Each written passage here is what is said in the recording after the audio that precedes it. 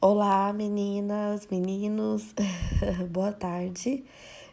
Desculpa, hoje a minha voz e meu nariz tá um pouco ruim. Eu tô com uma rinite, que misericórdia. Na nossa aula de hoje, a gente vai falar sobre as doenças que têm notificação compulsória. O que é notificação compulsória? Que tem vigilância epidemiológica, que tem todo paciente que, que tem essa doença é notificado ao estado, né, de Goiás e no Brasil. Então a gente vai falar um pouco da história, de como começou, e aí depois nós vamos chegar na lista das doenças, né? Mas são as doenças todas as doenças, né? Inclusive o Covid-19 entra aqui como notificação, né? Como vigilância epidemiológica, que tem toda a vigilância de quantidade de pessoas, de morte, né? Tudo que nós estamos vivendo e vendo, né? Sobre o Covid, mas não é somente o Covid, né? Tem outras doenças também. Então a gente vai ver, né?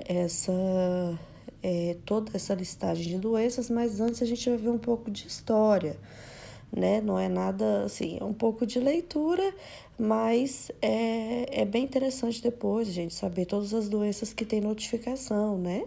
Que tem tratamento, notificação, se o paciente, né? Todos os dados de não somente aquelas que eu disse, né? Semana passada na aula, que era sobre as doenças transmissíveis, né? E essa agora era só no estado de Goiás, né? E agora é Goiás e Brasil. Então, as doenças e os agravos, eventos de saúde pública, porque é uma questão de saúde pública, né, pessoal? Então, de notificação compulsória, né, imediata, são ocorrências cuja notificação compulsória deve ser realizada em até 24 horas, a partir de seu conhecimento, pelo meio de comunicação mais rápido possível. Né? A digitação são os casos de doença de notificação compulsória inseridos no Sistema de Informação de Agravo, no SINAM, em até 7 dias. Então, o percentual de digitação oportuna das doenças de notificação compulsória não deve ser inferior a 50% por 3 meses consecutivos. Então, todo paciente, quando é diagnosticado com as doenças que eu vou dizer, né, mais para frente, tem toda uma vigilância epidemiológica atrás, né, e a notificação também feita, né, para a Secretaria de Saúde. Então, aqui um pouquinho de história, né, no início do século XX, ocorreram as primeiras intervenções estatais, né, no campo da prevenção, do controle de doenças, né, e pelo avanço bacteriológico e pela descoberta de ciclos epidemiológicos de algumas doenças infecciosas e parasitárias. Né? Como eram as intervenções? Grandes campanhas sanitárias, né? Diagnóstico de casos, combate a vetores, imunizações, né? Que são as vacinas, graças a Deus, né? Temos as vacinas, e tratamento em massa com fármacos, né? O objetivo era controlar doenças que comprometiam a atividade econômica, a exemplo da febre amarela, peste e varíola. Então, isso lá no início do século XX, né, quando surgiram as primeiras imunizações, as primeiras doenças que precisavam de vigilância epidemiológica, como, por exemplo, as pandemias, né, de febre amarela, de peste e varíola. Então, como era esse modelo? Né, baseava-se em atuações verticais, sob forte inspiração militar e compreendia as fases preparatória de ataque, de consolidação e de manutenção. Mas isso aí era quando o paciente, né, já era tratado, medicado, né, e logo já surgiram as imunizações. Então, na década de 50, né, a expressão de vigilância epidemiológica passou a ser aplicada ao controle de doenças transmissíveis, né, na década de 50. Designava uma série de atividades subsequente à etapa de ataques e campanha da erradicação da malária. Então, na década de 50 já houve, né, a erradicação da malária. Originalmente, essa expressão significava a observação sistemática e ativa de casos suspeitos ou confirmados de doenças transmissíveis e de seus contatos. Tratava-se, portanto, né, da vigilância de pessoas com base em medidas de isolamento ou de quarentena, aplicada individualmente e não de forma coletiva. Então, desde a década de 50, pessoal, já é observado isso, né? Sobre quarentena, a vigilância de pessoas com essa doença, né? E nesse caso aqui, a quarentena era individualmente, né? E não de forma coletiva, né? O que está acontecendo agora em relação ao Covid, né? Que, infelizmente, como é um vírus, né, não é uma bactéria, ele se espalha rápido, né? Muito rápido. Então, a única forma é a quarentena, é o fechamento de todo mundo, né?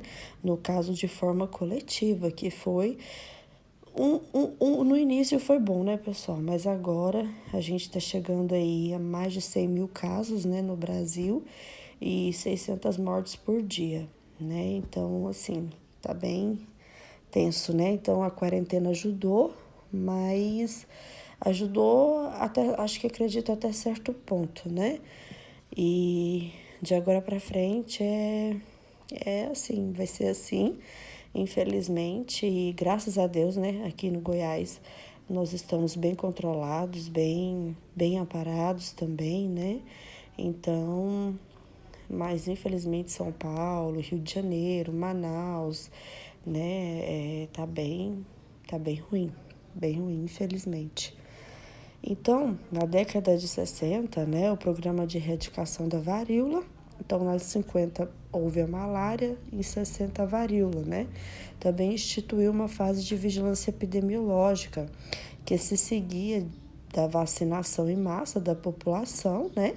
Busca ativa de casos de varíola, detecção precoce de surtos e bloqueio imediato da transmissão da doença, que significava êxito da erradicação da varíola em escala mundial. Então, nada melhor que a imunização, né, pessoal? Então, assim, se Deus quiser, o que a gente mais espera é que saia mesmo a vacina, né? Eu li em alguns artigos, né, de jornais que já de junho a setembro nós poderemos ter, né, a vacina contra o Covid. Tomara, que Deus abençoe, que temos, né? Então, a vigilância epidemiológica, né, que é o que nós estamos vivendo, né, pessoal? A vigilância epidemiológica é isso. É a vigilância de casos de doença, o tratamento, quantas pessoas, né? Então, vocês não veem que todo dia é notificado, né? Pelo Ministério da Saúde, todas as secretarias de saúde de cada estado, de cada cidade passa para o estado e do estado passa, né, para o Ministério da Saúde. Então, para a gente saber o que está acontecendo, né, em todo o país. Então, isso que é a vigilância, né, epidemiológica e a notificação compulsória, né? Então, a vigilância epidemiológica foi o tema central da 21ª Assembleia Mundial de Saúde, realizada em 68, ficando estabelecida a abrangência do conceito que permitia a aplicação a variados problemas de saúde pública, além das doenças transmissíveis, a exemplo das malformações congênitas, envenenamentos na infância, leucemia, abortos, acidentes, doenças profissionais, comportamento como fatores de risco, riscos ambientais, utilização de aditivos, dentre outros. Então, na década de 70, né, gente, só vendo um pouco de história, o Brasil tem a campanha de erradicação da varíola, né, que foi um marco na institucionalização das ações da vigilância no país, né, que fomentou e apoiou a organização de unidades e vigilância epidemiológica na estrutura das secretarias estaduais de saúde. O modelo dessa campanha inspirou a Fundação de Serviços de Saúde Pública a organizar em 69 um sistema de notificação semanal de doenças selecionadas e a disseminar informações pertinentes em um boletim epidemiológico de circulação quinzenal. Então, desde aí a gente vai vendo, né, como foi a formação dessa vigilância epidemiológica, de notificação compulsória de cada doença. Mais na frente a gente vai ver todas elas. Então, ainda na década de 70, né, o sistema de notificação semanal era de doenças, então fundamentou a consolidação, né, nos níveis nacional e estadual de bases técnicas e operacionais e o futuro desenvolvimento de ações de grande impacto no controle de doenças evitáveis por imunização. Então, o melhor meio é a imunização.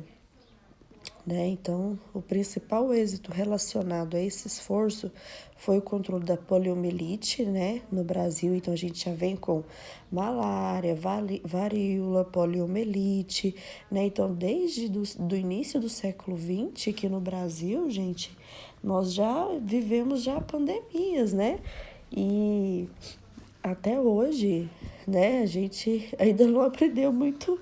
Acho que eu acredito muito no SUS, né, como venho falando em todas as aulas. Mas o nosso sistema de saúde pública, se não houvesse, né, tanto desvio, seria perfeito, né? Perfeito. Ele é perfeito, mas seria mais ainda.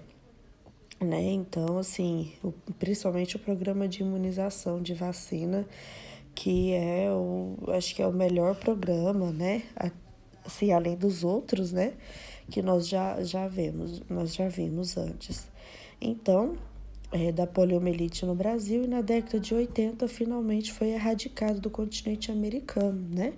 Em 94. Então, por recomendação da 5ª Conferência Nacional de Saúde, realizada em 75, o Ministério da Saúde instituiu um Sistema Nacional de Vigilância Epidemiológica. Então, é uma lei, né, que abrange essa vigilância epidemiológica em todo estado e Brasil.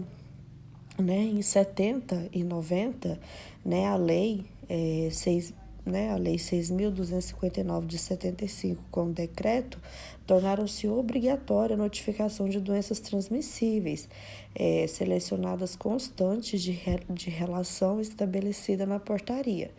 Em 77, foi realizado pelo Ministério da Saúde o primeiro Manual de Vigilância Epidemiológica, reunindo e contabilizando as normas técnicas que eram então utilizadas para a vigilância de cada doença, no âmbito de programas de controles específicos.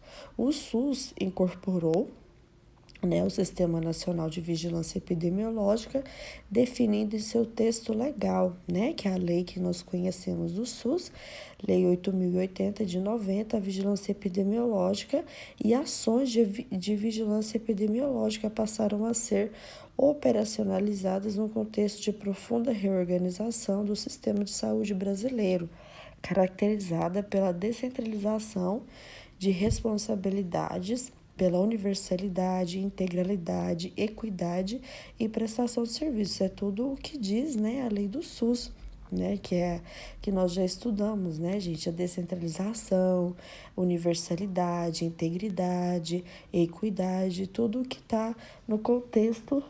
Nossa, gente, desculpa, meu nariz tá péssimo.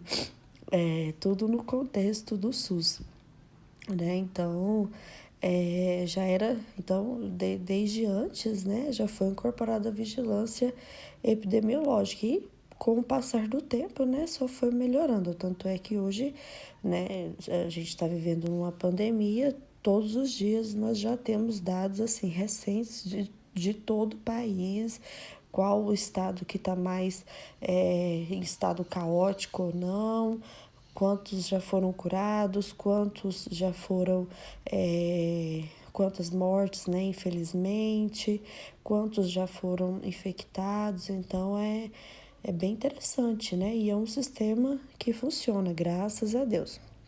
Então, né, a vigilância epidemiológica, a Lei Orgânica da Saúde, constitua a vigilância epidemiológica como um conjunto de ações que proporcionam conhecimento, a detecção ou prevenção de qualquer mudança nos fatores determinantes e condicionantes da saúde individual ou coletiva, com a finalidade de recomendar e adotar as medidas de prevenção e controle das doenças e agravo, né? Está na Lei 8.080 do SUS de 90.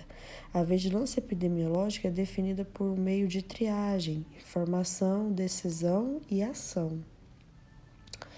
Então, o propósito da vigilância epidemiológica é fornecer orientação técnica permanente, né, para os profissionais da saúde que têm responsabilidade de decidir sobre a execução de ações de controle de doenças e agravos, tornando disponíveis para este fim informação atualizada sobre ocorrências dessas doenças e agravos, bem como dos fatores que condicionam, né, numa área geográfica ou população definida. É o que a gente está vendo agora, né? Em tal cidade, como que tá, né? Quantos casos foram notificados, quantos já foram curados, quantos foram infectados, quantas mortes tiveram, né? O que nós estamos vendo, né? Isso tudo faz parte da saúde pública do Brasil e da vigilância epidemiológica e dos casos de notificação também. Então, fornecer importante subsídio, né, para o planejamento, organização e operacionalização dos serviços de saúde, como também para a normatização de atividades técnicas correlatadas. Então, as funções da vigilância epidemiológica é coleta de dados, né, o que nós estamos vendo, processamento de dados coletados, análise e interpretação de dados processados, recomendações das medidas de prevenção e controle apropriada, como sim, que nós estamos vivendo em relação ao Covid, né?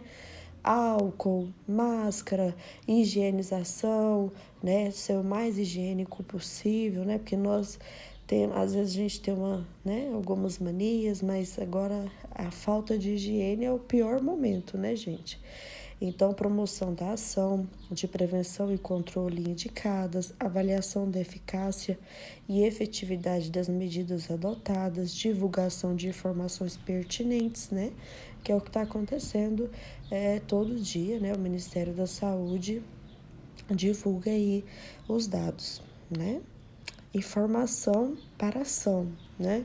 A qualidade de informação depende do adequado coletamento de dados, né, gerados no local onde ocorre o evento sanitário. O dado coletado, evento, manifestação de doença ou uma ocorrência que cria um potencial para causar a doença. É o que nós estamos vivendo hoje, né, pessoal? É um sistema, tudo da saúde pública no país, né? Os dados devem primeiramente, né, ser tratados, estruturados para se constituírem em um poderoso instrumento, a informação, capaz de subsidiar um processo dinâmico de planejamento, avaliação, manutenção e aprimoramento das ações. Né? O valor de informação dado, analisado, depende da precisão com que o dado é gerado. É fundamental a capacitação para o diagnóstico de casos e a realização de investigações epidemiológicas correspondentes. Então, assim, no caso são os exames, né? Aqui no Goiás nós temos o laboratório de referência, que é o LACEN, né? Que está fazendo todos os exames. O Ministério da Saúde, ele deu, né, aqueles testes rápidos, né? Muitos estão falando que não são eficazes, outros falam que funciona. Então, assim, realmente, aqui em Goiás, pelo menos, o que eu já vi, né, que agora parece que vai ter até em farmácia, né, não sei, para ver se a pessoa tem. Então, assim, gente, vamos ver, né? É um dado, né, que para ser coletado, né? Pode ser que dê certo aí esse tipo de exame, pode ser que não, né? Nós não sabemos. Mas eu acredito que que o Ministério da Saúde não ia distribuir, né, esses testes rápidos se não fosse tudo, né, bem treinado, tipo, bem feito, né? Se não tivesse estudo e tudo mais por trás disso. Com certeza tem estudo, tem artigo científico, né, falando sobre os testes rápidos, né?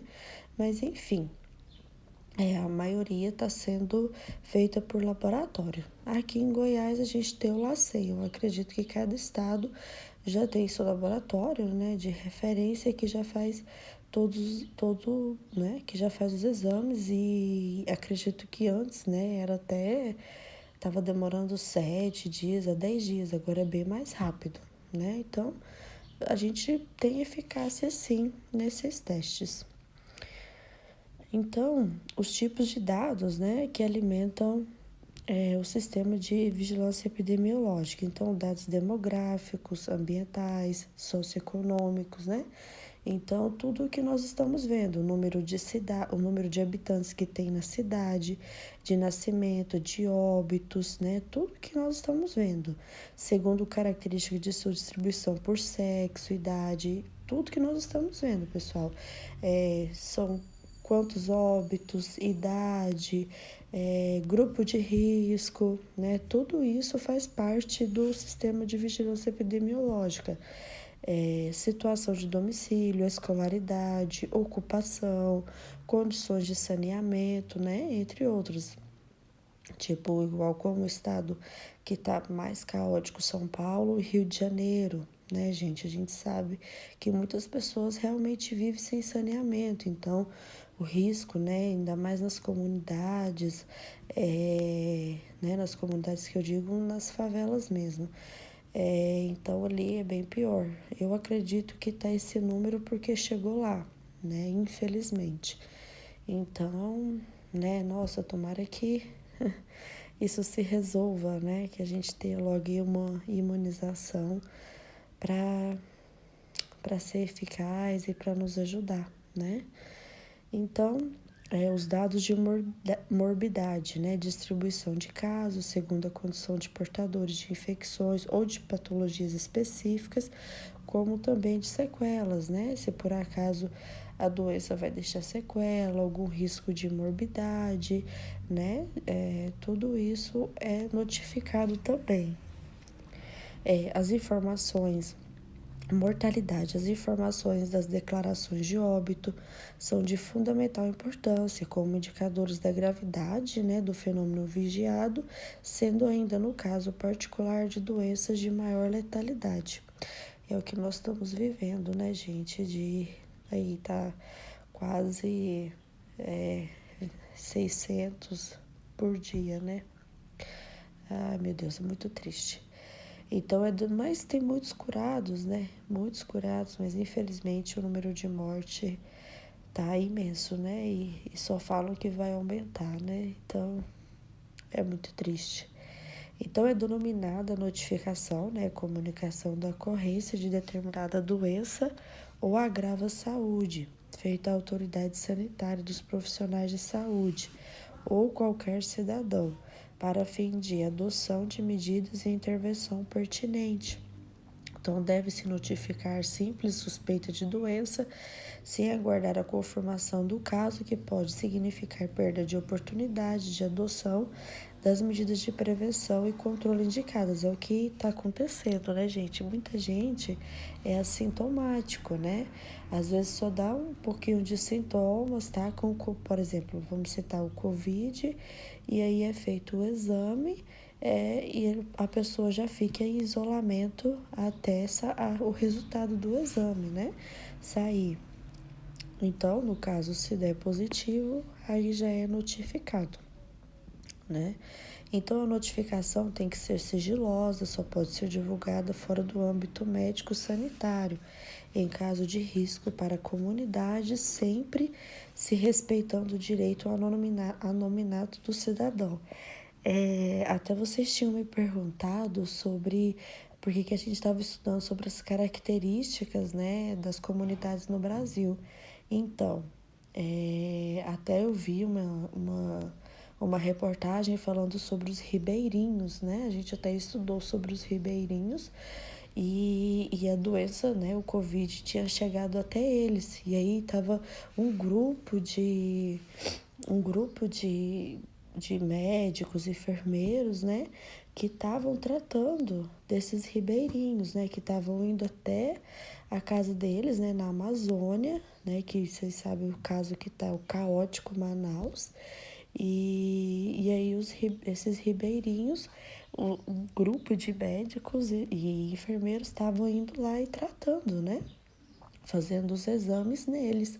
Então, só uma deixa, né, para explicar para vocês mais uma vez porque que nós estudamos todas as características, né, das comunidades no Brasil, porque eles também realmente vivem, né, é, nesses, nessas comunidades, né, determinadas deles, e o sistema de saúde público tem que chegar até eles sim. Então, por que compulsória, né? O caráter compulsório da notificação implica responsabilidades formais para todo cidadão. É uma obrigação inerente ao exercício da medicina, bem como de outros profissionais da área da saúde, como técnico de enfermagem, enfermeiro, eu, nutricionista, fisioterapeuta. Mesmo assim, sabe-se que a notificação nem sempre é realizada, o que ocorre por desconhecimento de sua importância e também por descrédito das ações que dela devem resultar. O funcionamento de um sistema de notificação é diretamente proporcional à capacidade de se demonstrar o uso adequado das informações recebidas, né? Então, assim, acontece, né? Pode acontecer de ter algum erro, né, de notificação, mas acredito que agora o sistema está bem correto, né? Que realmente é isso que está acontecendo, infelizmente, né? Então, a notificação compulsória, né, historicamente, tem sido a principal fonte da nossa vigilância, né, epidemiológica, que é a partir daí que nós sabemos o que está acontecendo, né? Informação, decisão. A listagem das doenças de notificação compulsória nacional é estabelecida, né, pelo Ministério da Saúde e sua seleção baseia-se na magnitude medida pela frequência, né, que tem a doença, potencial de disseminação, transcendência, medida pela letalidade, severidade, relevância social e econômica, né, qual grupo que atinge, quantas mortes, né, tudo isso. Qual, se é grave, se não é, vulnerabilidade, existência de instrumentos de prevenção, compromissos internacionais de erradicação e eliminação ou controle, ocorrências de emergência de saúde pública, epidemias e surtos, né, que é o que a gente está vivendo. Então, aqui é a lista, né, de notificação compulsória, de vigilância, né? Então, os critérios são observados e analisados em conjunto, né? Resultado de exames laboratoriais, declaração de óbitos, maternidades, nascidos vivos, hospitais e ambulatórios, investigações epidemiológicas, estudo epidemiológico especiais, sistema de sentinela, que é o que a gente vai falar um pouco mais para frente, Instituto Brasileiro de Geografia e Estatística, né, que é o IBGE, imprensa e população, dentre outros. Então, a lista de notificação compulsória, né, de doenças é nacional e é estabelecida pelo Ministério da Saúde e é de maior, o que é considerada é a maior relevância sanitária para o país. Então, as escolhas dessas doenças, né, como é escolhido, né, não é qualquer, né, por exemplo, agora nós estamos vivendo o Covid, mas tem uma série de outras doenças que também é notificado, né, que tem vigilância epidemiológica. Então, a escolha dessas doenças obedece a alguns critérios.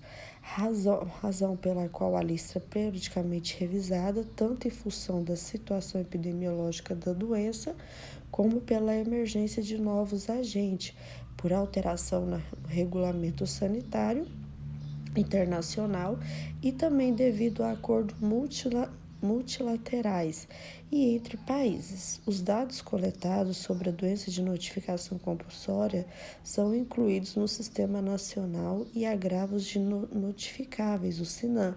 É o que eu havia dito mais acima, né? Estados e municípios podem adicionar à lista outras patologias de interesse regional ou local, justificada a sua necessidade e definidos o mecanismo operacionais correspondentes. Então aqui, pessoal, é só uma portaria, né, de 25 de janeiro de 2011, que define essa lista, né, de notificação compulsória. Então, define terminologia adotada em legislação nacional, conforme o disposto no Regulamento Sanitário Internacional de 2005, a relação de doenças e agravos e eventos em saúde pública de notificação compulsória em todo o território nacional, e estabelece fluxo, critérios, responsabilidades e atribuições aos profissionais e serviços de saúde, né? Então, o que diz, né? 45, doenças e agravos na lista de notificação compulsória, doenças e agravos na lista de computação compulsória imediata e doenças e agravos na lista de compulsórias em unidades de sentinela. Então, tem 3 tipos de lista de notificação compulsória, né? Então, a lista de notificação compulsória, iniciando, né, aqui a lista de notificação compulsória. Acidente por animais peçonhentos, né, tipo, que a gente vê, como é que é o nome daquele bichinho que morde, gente? Oh, meu Deus. Nossa, agora me fugiu na cabeça. Por animais peçonhentos, que fala tipo escorpião, atendimento antirrábico, botulismo. Botulismo, gente, é uma toxina, não é o botox, não. Botulismo pega de latas de alimentos que estão tóxicos, né? Principalmente alimentos tóxicos enlatados. Você pega a toxina botulínica, né? Não é o botox, é o botulismo. Carbulíqueo ou atrás, cólera, coqueluche, dengue, difteria, doença de Creutzfeldt-Jakob, doenças meningocítica, né? Meningocica e outras meningites, né? Meningite, né? Doenças de Chagas, esquizostomose. Então, tudo isso é uma lista de notificação compulsória, né? Eventos adversos de pós-vacinação, febre amarela, febre do Nilo Ocidental, febre maculosa, febre tifoide, hanseníase, né, que a gente até viu sobre transmissão, hantavirose, hepatite virais, infecções pelo vírus de imunodeficiência, que é o HIV, né, em gestante, criança e expostas ao risco de transmissão vertical. Isso aqui tudo é lista de notificação compulsória, todas essas doenças, né? Que toda vez que o paciente for diagnosticado, já é notificado, né, e é tratado, né, pelo Sistema Único de Saúde, é tratado e também é notificado tanto no estado, né, no caso aqui nosso, Goiás, tem São Paulo, mas nós estamos falando de Goiás, né, Goiás e Brasil. Então, mas em São Paulo também, do mesmo jeito, São Paulo, Paraná, todos os estados, Mato Grosso, né? Então, continua influenza humana, né? Que é o H1N1, intoxicação por substâncias químicas, né? Incluindo agrotóxico, gases, metais pesados, leishmaniose visceral, leptospirose, que é tudo, né? Doenças que pegadas de animais, né, gente? Malária, paralisia flácida aguda, peste, ainda poliomielite, apesar de ser erradicada, né? Ainda é uma lista de ainda está na lista de notificação compulsória. Raiva humana, rubéola, sarampo, sífilis adquirida, sífilis congênita, né, que é quando o bebê pega, sífilis em gestante, síndrome de imunodeficiência adquirida, AIDS, síndrome da rubéola congênita, síndrome do corrimento uretral masculino, síndrome respiratória aguda associada ao coronavírus, que é o SARS, né, COVID, né, que vem aí como uma lista de notificação compulsória. Então, ele já tá, né? O tétano, tuberculose, tuleramia, varíola e violência doméstica, sexual e outras violências.